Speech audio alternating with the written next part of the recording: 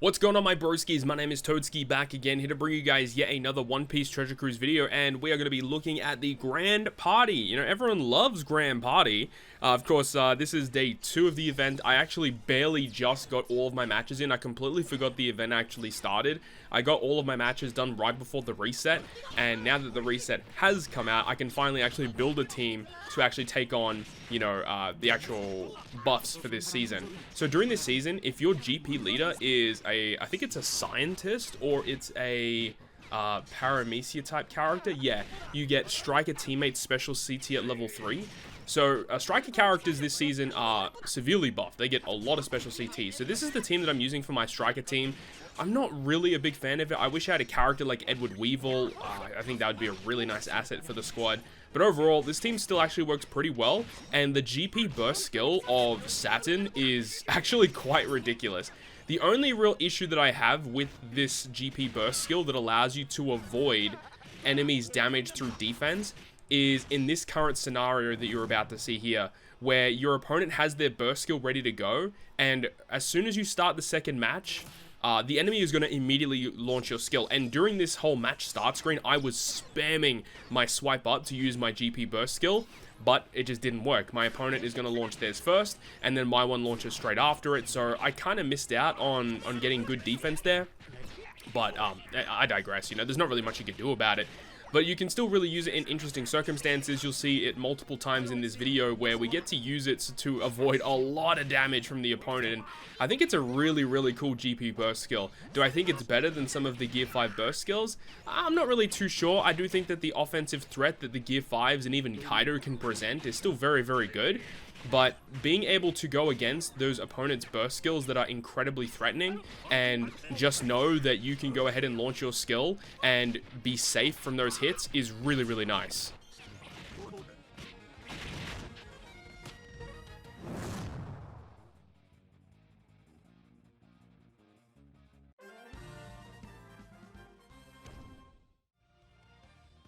So now we move on to the secondary match of the video. We're going up against a Gear 5 leader. We did go against Gear 5 in the first set. We're going against Gear 5 here once again.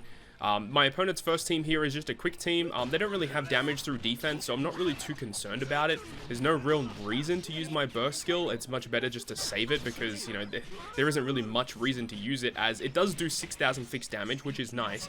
But the fact that, you know, you avoid damage through defense, my opponent doesn't really have any effects that do that, so there's nothing I really need to be that worried about. The only thing is my opponent can use their GP burst skill. So that was like the only thing that I guess could be a problem that could actually do a lot of damage to me. I don't remember if I end up using my burst skill in this particular matchup, but just know that if you see that your opponent isn't using any of those characters that do major damage through defense, you don't really have to be that crazy about it. I do end up using my burst skill here just to ensure that my opponent like doesn't get a swift knockout towards the end of this game here. And luckily for us, you can see that my opponent did use their burst skill, and then the SATURN burst was able to prevent that damage, leaving all of our characters up. So good to actually have that ability to activate there. So now we move on to our secondary match, which is going to be up against a Dex team. So for my squad here, I ended up going with a Psi team. I go with a Psi team, an Int team, and also a striker focus team. If you end up using SATURN as your leader, he does give buffs to characters that are Int, Driven, and Striker. He also gives buffs to Psi units as well, which is why I ended up bringing a Psi team. If I actually had 3-sword style Nami, I probably would have built a Luffy, Zoro, Sanji team with 3-sword style Nami. That's probably what I would have done instead. But due to that, due to not having Nami, had to build the team a little bit differently. And you know, luckily here, because we already know that we got the first win, we can be a little bit more passive with the way that we use our abilities.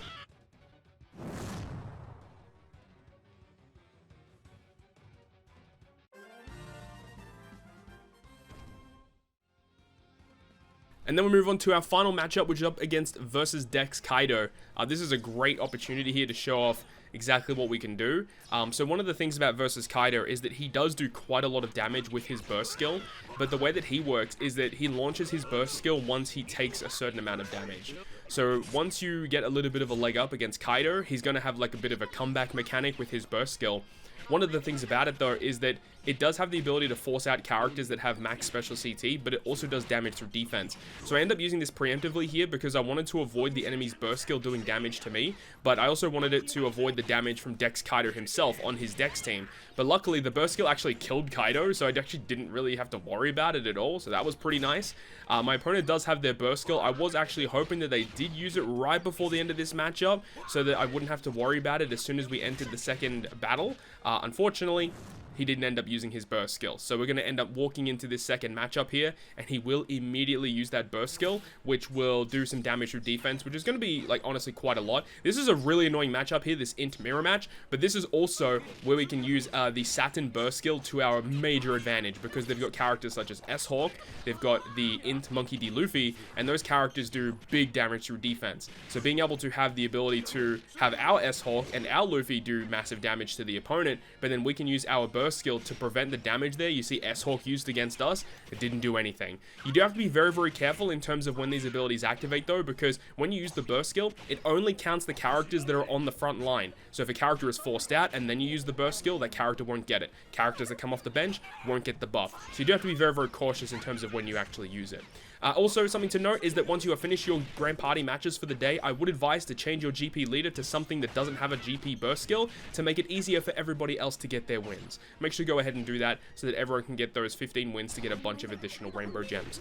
Anyways, thank you so much for watching. Hope you enjoyed it. If you did, make sure to go ahead and leave a like. And if you want to stay up to date with all the content I post, including more One Piece Treasure Cruise content, make sure to hit the subscribe button down below. On that, guys, I'll see you guys within the next video.